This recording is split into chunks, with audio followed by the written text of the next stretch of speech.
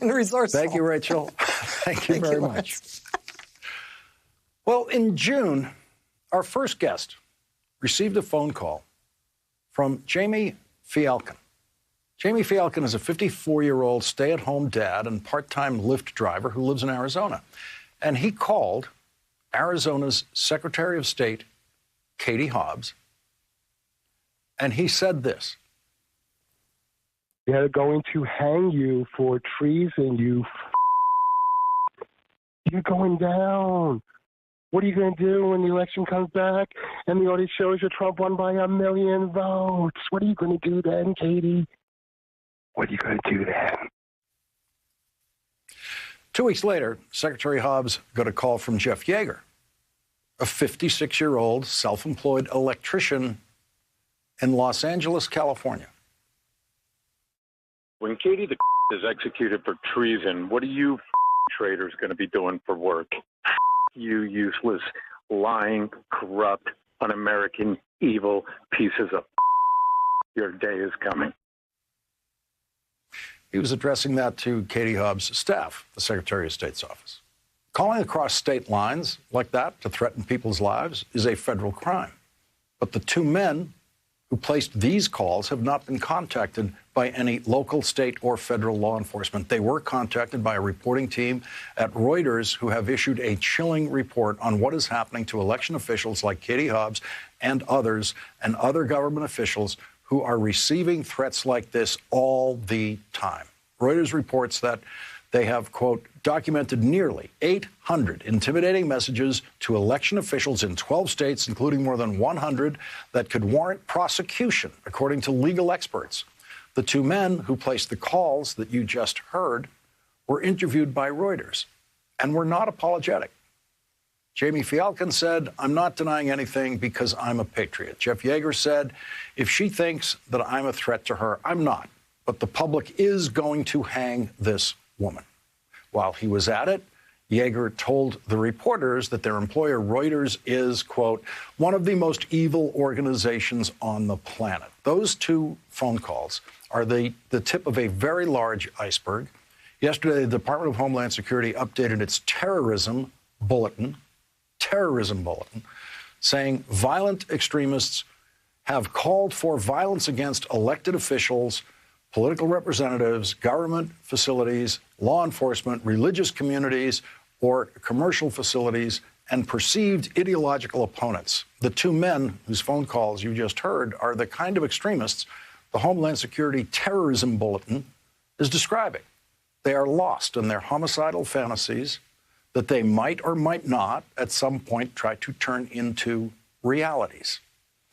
Now they are spreading terror with their telephones.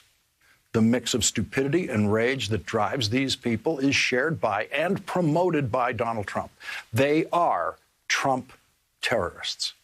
These people want Katie Hobbs and others executed because they are supporters of Donald Trump. These same people have never wanted to kill public officials before Donald Trump became temporarily a public official. There is no other political figure in America who has followers who are calling government officials every day in this country, threatening to kill them every day on behalf of that politician. That politician is Donald Trump. This is Trump-inspired terrorism, and they are Trump terrorists. That is Donald Trump's gift to American politics and American life, and possibly at some point it could become an American way of death when one of Donald Trump's terrorists decides to do something more than try to terrorize people with telephone calls. The threats are not limited to elected officials. Imagine you are one of the roughly 200 people who works in the office of the Secretary of State of Arizona, and you listen to this voicemail left at the place where you work by Jeff Yeager, who is just a 6-hour drive away in Los Angeles. When all of you pieces of shit and Katie are executed for treason, what the are your families going to do living in a world in which they know that their family members were some of the biggest pieces of shit that ever existed on the planet? Go yourselves. Trump is still your president, and God bless America, you traitors. What is Jeff Yeager's family going to do about his sickness? Who is going to help him? Who is going to stop him? Trump is not anyone's president, and Jeff Yeager is, like Donald Trump, a cowardly man, twisted by rageful stupidity. Joining us now is the Democratic Secretary of State of Arizona, Katie Hobbs. She is running for governor of Arizona. Secretary Hobbs, it is always amazing to me to see you when you appear on this program because you always have that smile. You are always upbeat about the way your work is going and what you have to do next. And now that we're able to hear the kinds of phone calls that you're getting on basically a daily basis, it is all the more extraordinary to me that you're doing the work you're doing. But I have a new concern for those 200 people who work in your office. I didn't realize that the threats were being delivered to all of them, every single one of them. Mm-hmm. Yeah, absolutely. I mean, this is one of the biggest concerns I have, too. And these are public servants who aren't just working on elections. They're working on all of the other divisions of our office. And they have to get these kind of calls on a regular basis. And it's hurting morale in our office. It's interfering with the work that they do to serve the public. And I think this kind of thing is one of the biggest threats we face in terms of continued ongoing election administration, that we're losing good staff over these kind of threatening messages.